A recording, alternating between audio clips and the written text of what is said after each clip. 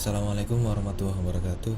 Eh, Perkenalkan, nama saya Muhammad Amirul Minin, NIM 19660097. Jadi pada video kali ini saya akan membahas tentang hadis mutawatir dan hadis ahad. Untuk hadis mutawatir, kata mutawatir berasal dari kata tawatoro, tawatoru, tawaturan, fawa mutawatirun, yang secara bahasa merupakan isim fa'il dari tawatur, yang berarti berturut-turut. Sedangkan secara istilah, hadis mutawatir adalah hadis yang diriwayatkan oleh banyak orang perawi yang menurut adat atau kebiasaan mustahil mereka sepakat untuk berdusta. Adapun syarat-syarat dari hadis mutawatir, yang pertama adalah diriwayatkan banyak perawi. Para ulama hadis berbeda pendapat tentang minimal jumlah banyak pada periwayat hadis mutawatir tersebut. Di antara mereka ada yang berpendapat paling sedikit 5 orang, sebagaimana dikemukakan Al-Baqilani. As-Suhri berpendapat paling sedikit 10.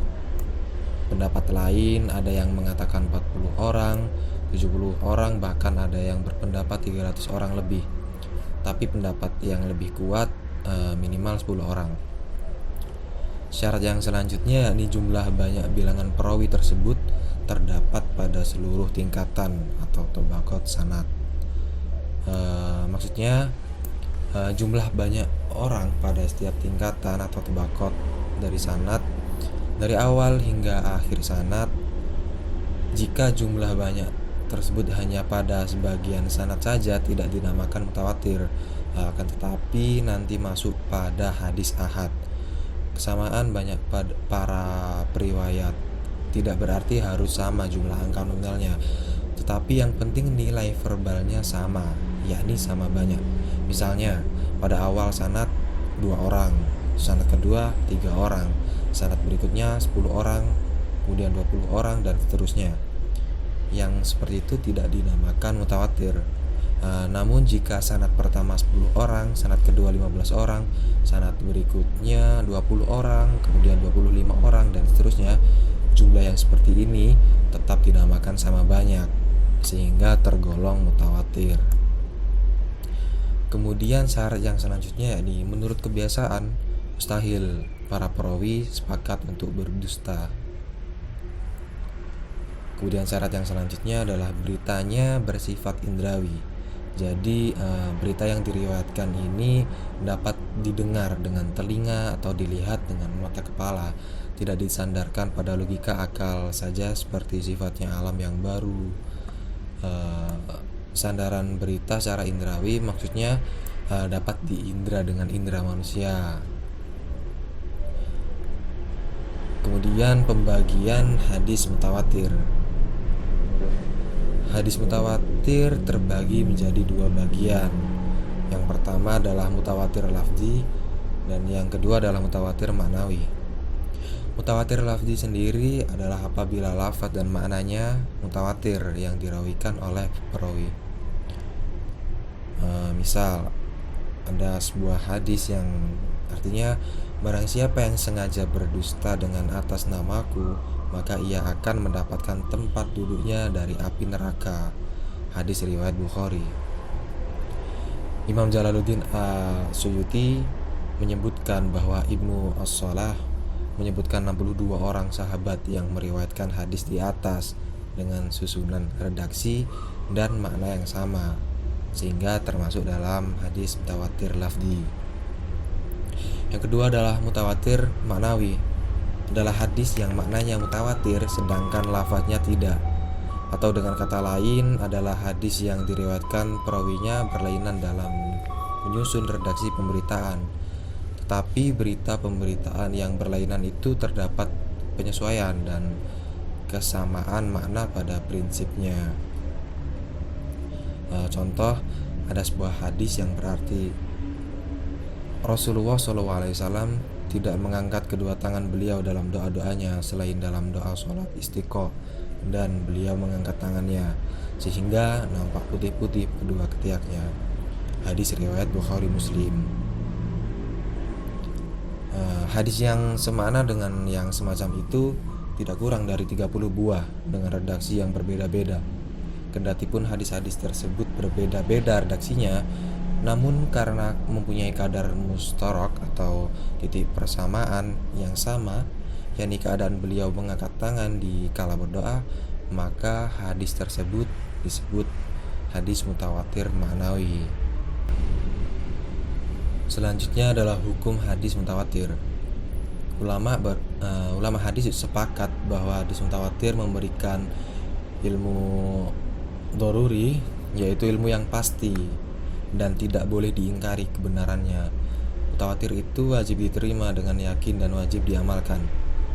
Ulama juga sepakat bahwa hadis mutawatir dari Nabi SAW semuanya makbul dan tidak perlu lagi mencari keadaan perawinya. Hasbi as-Siddiqi menjelaskan bahwa hadis mutawatir sama derajatnya dengan nas Al-Quran. Karenanya mengingkari hadis mutawatir sama dengan mengingkari Al-Quran, dihukum kafir. Atau paling sedikit sebagai orang yang mulhid, yaitu orang yang mengakui akan keesaan Allah dan mengaku sebagai orang Islam tetapi tidak mengakui Muhammad sebagai Rasulullah. Kemudian hadis ahad. Secara etimologi, kata ahad merupakan bentuk jamak dari wahid yang berarti satu. Maka hadis ahad atau hadis wahid adalah suatu hadis yang disampaikan oleh satu orang. Sedangkan secara terminologi, hadis ahad adalah hadis yang para perawinya tidak mencapai jumlah perawi hadis mutawatir, baik perawinya itu 1, 2, 3, 4 atau seterusnya, tapi jumlahnya tidak memberi pengertian bahwa hadis dengan jumlah perawi tersebut masuk dalam kelompok hadis mutawatir. Kemudian pembagian hadis ahad. Hadis ahad dibagi menjadi 3, yakni hadis masyhur, hadis aziz, dan hadis gharib. Hadis masyhur merupakan hadis. Kata masyhur merupakan isim maf'ul dari kata syahra yang secara etimologi berarti sesuatu yang jelas, diterangkan. Sedangkan menurut terminologi merupakan hadis yang diriwayatkan 3 orang perawi atau lebih di setiap tingkatan atau tabaqat, tapi tidak sampai pada tingkat hadis mutawatir.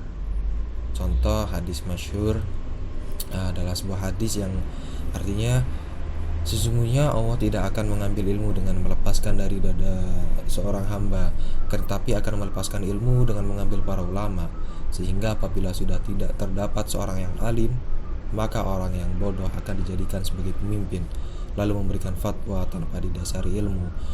Mereka sesat dan menyesatkan. Hadis riwayat Bukhari.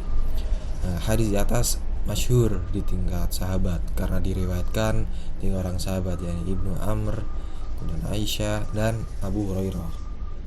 Sedangkan pada sanad di kalangan tabi'in lebih dari 3 orang. Hadis masyhur bisa jadi terjadi pada 1 atau 2 tingkatan sanad saja, atau pada seluruh tingkatan sanad. Kemudian hadis aziz. Secara etimologi, aziz artinya sedikit, yang gagah atau yang kuat. Secara istilah ilmu hadis adalah hadis yang perawinya berjumlah tidak kurang dari 2 orang di seluruh tingkatan atau tabaqah. Mahmud At-Tohan menjelaskan masing-masing tingkatan atau tabaqah tidak boleh kurang dari 2 orang perawi. Jika sebagian tabaqatnya dijumpai 3 orang atau lebih perawi, hal itu tidak merusak statusnya sebagai hadis aziz, asalkan di dalam tabaqah lainnya meskipun cuma 1 tabaqah terdapat 2 orang perawi, sebab yang dijadikan patokan adalah jumlah minimal perawi di dalam tabaqah sanad. Contoh hadis aziz adalah sebuah hadis yang artinya tidak sempurna iman salah seorang darimu sehingga aku lebih dicintainya daripada ia mencintai dirinya sendiri, orang tuanya, anak-anaknya, dan manusia seluruhnya. Hadis riwayat muttafaqun alaih. Hadis tersebut diriwayatkan oleh Bukhari dan Muslim dari Anas bin Malik dan diriwayatkan oleh Bukhari dari jalan Abu Hurairah. Susunan sanad dari dua jalan itu adalah yang meriwayatkan dari Anas dan Abdul Aziz bin Suhaib, yang meriwayatkan dari Qatadah, Syu'bah dan Sa'id. Kemudian yang meriwayatkan dari Abdul Aziz adalah Ismail bin Ilya dan Abdul Waris. Kemudian hadis gharib. Kata gharib berasal dari kata ghoroba yaghribu ghurban huwa gharibun, yang secara etimologi berarti sendirian atau al-munfaridun, terinsolir, jauh dari kerabat, perantau, asing, aneh dan sulit dipahami. Ulama lain memberi nama lain yang searti dengan gharib adalah hadis fard. Kata fard diartikan tunggal dan satu, sedangkan secara terminologi hadis gharib atau hadis fardu ialah hadis yang dalam sanadnya terdapat seorang yang menyendiri dalam meriwayatkan, di mana saja penyendirian dalam sanad itu terjadi. Ulama hadis membagi hadis gharib menjadi dua bagian, yakni hadis gharib mutlak dan gharib nisbi. Hadis gharib mutlak yakni hadis yang hanya seorang diri perawi dalam periwayatan sekalipun dalam satu tingkatan sanad.